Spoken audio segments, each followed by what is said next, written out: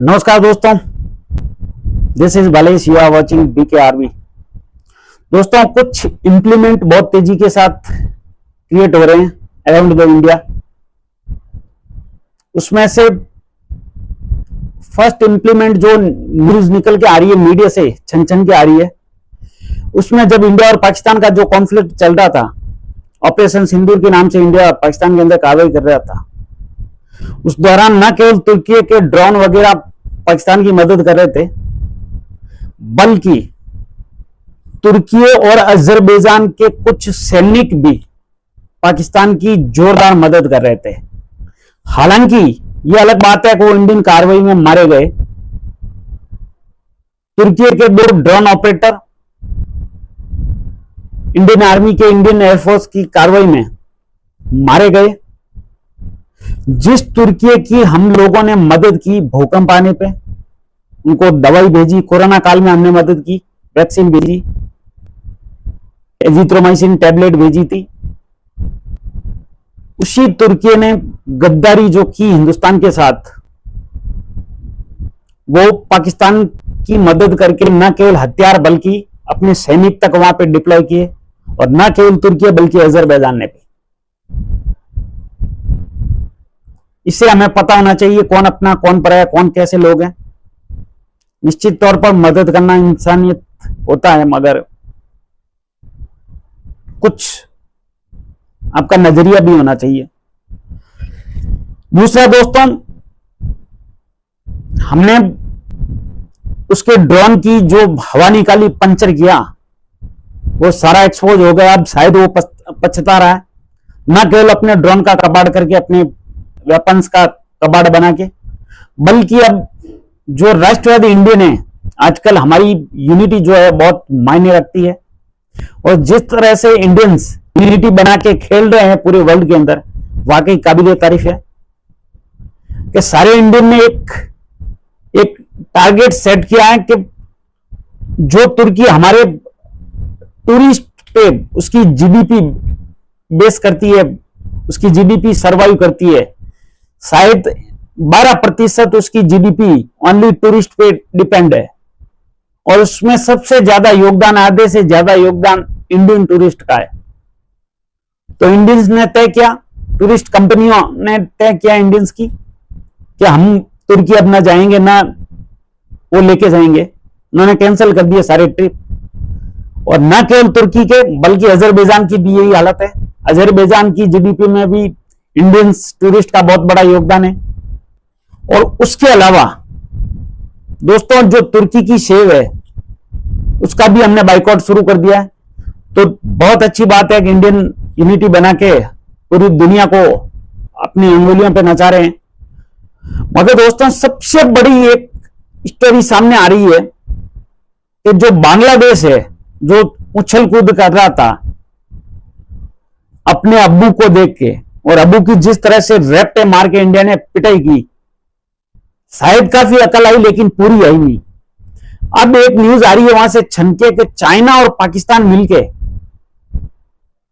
वहां पे एक एयरपोर्ट का निर्माण कर रहे हैं। एयरपोर्ट कहां पे? सिलीगुड़ी के पास। सिलीगुड़ी जो कॉरिडोर है अपना,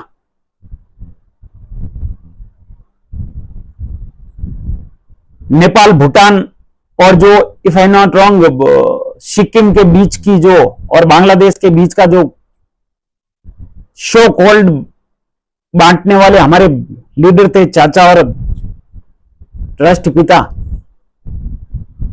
उन लोगों ने जिस तरह से बेड़ा गर्क किया, हमारा डिवाइड किया, इंडिया को बांटा इंडिया और पाकिस्तान के नाम पे। मूर्खों को ये नहीं पता था 22 किलोमीटर इतना पतला कॉरिडोर भविष्य में क्या होगा। एक्चुअली है ना, एक ने देशवासियों को कमजोर किया, अहिंसा के नाम पे नपुंसक बनाया, कायर बनाया, और दूसरे ने देश को कमजोर किया। एक ने जो देशवासियों को कमजोर करके राष्ट्रपिता बन गया, दूसरा देश को कमजोर करके चाचा बन गया। एक ने देशवासियों को कायर बनाया, दूसरे ने देश को ऐसा कमजोर बनाया कि शो कॉल्ड 1962 का चाइना के साथ वॉर जानबूझ के हार के लाखों वर्ग किलोमीटर चाइना को गिफ्ट की जमीन, सिक्किम सॉरी क्या नाम उसका, तिब्बत, जहां पे ब्रह्मपुत्र और इस सिंधु नदी का उद्गम स्थल है, तिब्बतियों के अनुरोध के बावजूद उसको इंडिया में नहीं मिलाया। पता था चाइना उस पर फिर कब्जा कर लेगा, फिर भी नहीं मिलाया। जो बलूचिस्तान में आज चाइना के पास पोर्ट है, वो मान ने हमें ऑफर किया था, फिर भी उस शो कॉल्ड चाचा ने, शो कॉल्ड आजादी दिलाने वालों ने उसको भी नहीं मिलाया। कश्मीर का मसला छोड़ा, आज तक हमारे देश भुगत रहा है, सैनिक शहीद हो रहे हैं। अगर पीओके ले लेते उस वक्त, सरदार पटेल का कहना मान लेते, तो शायद ये नहीं होता। तो एक्चुअली जो कॉरिडोर, जो एयरपोर्ट बना रहा है चीन और पाकिस्तान बांग्लादेश के साथ मिलकर, उससे लगता है वो वही सिचुएशन है जो यूक्रेन और रशिया के बीच हुई थी, जिस पे वॉर हुआ था। अमेरिका चाहता था यूक्रेन, और यूक्रेन चाहता था नाटो में शामिल होना, और अमेरिका करना चाहता था। जब यूक्रेन नहीं माना, अमेरिका नहीं माना, तो रशिया ने वॉर की। ठीक वैसे ही कुछ कंडीशन वहां पे निकल के आ रही है, और लगता है एक मोर्चे का नहीं, 2.5-3-4 मोर्चे का युद्ध एक साथ ही होने की कंडीशन या सिचुएशन आ रही है सामने। अगर यह श्योर है कि किसी भी हालत में बांग्लादेश के अंदर चाइना और पाकिस्तान को एयरपोर्ट नहीं बनाने दिया जाएगा, किसी भी हालत में नहीं। क्योंकि सो कॉल्ड जो बांग्लादेश है वो इंडिया के अंदर ही है, यूं मानो कोई बाहर नहीं है वो, या कोई हमारा पड़ोसी नहीं है, वो इंडिया के अंदर ही है। पाकिस्तान का नक्शा तो फिर भी एक अलग है, थोड़ा अलग दिख रहा है इंडिया से, मगर जो बांग्लादेश है वो हमारे अंदर ही है। एक तरफ समुद्र है, बाकी चारों और उसके इंडिया है, 3 और। ये नहीं होगा, किसी भी हालत में नहीं होने देगा इंडिया, और अगर फिर जबरदस्ती की तो वही होगा। लेकिन ये जरूर है, चाइना की जिस तरह से पाकिस्तान पे पिटाई हुई पाकिस्तान की, उससे लग रहा है चाइना अगले दशकों तक वो इंडिया से कॉम्प्लीट करने के बारे में, वॉर करने के बारे में विचार करना तो दूर सपने में भी नहीं सोचेगा, यह श्योर है। चाइनीज बहुत डरपोक है, पाकिस्तान तो फिर भी ठीक है, थोड़े बहुत 2-4 दिन ही सही, लेकिन हिम्मत कर लेते हैं, लड़ बीट भी लेते हैं।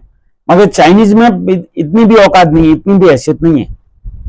देखते हैं आगे आने वाले वक्त में क्या होता है। मगर बहुत पाकिस्तान के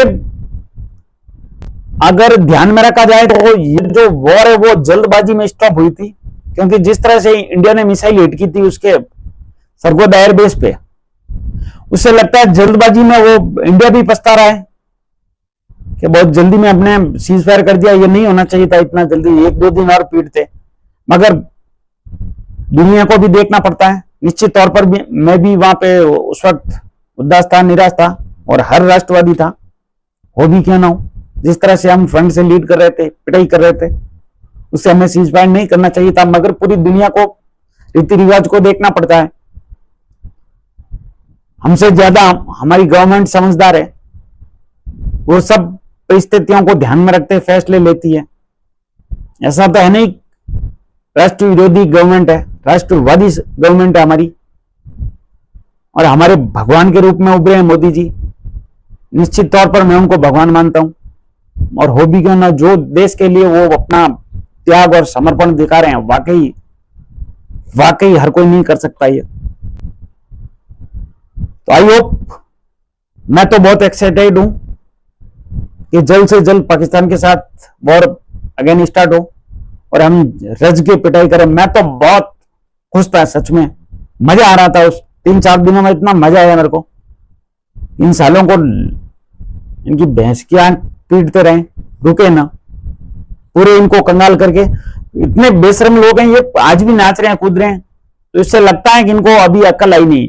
वैसे पाकिस्तानियों को उल्लू बनाने के लिए इनका नाच कूदना जरूरी है। सेलिब्रिटी को आगे ला रहे हैं, वरना ट्रस्ट कैसे करेंगे पाकिस्तानी।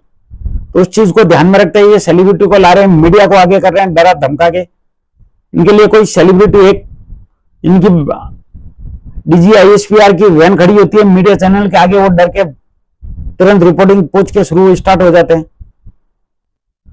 मगर लग रहा है जो परिस्थितियां सामने आ रही है, उससे पाकिस्तान के साथ भी वॉर शुरू होने की निश्चित तौर पर चांसेस है। जिस तरह से हमारे प्राइम मिनिस्टर स्टेटमेंट दे रहे हैं, उससे लग रहा है निश्चित तौर पर वॉर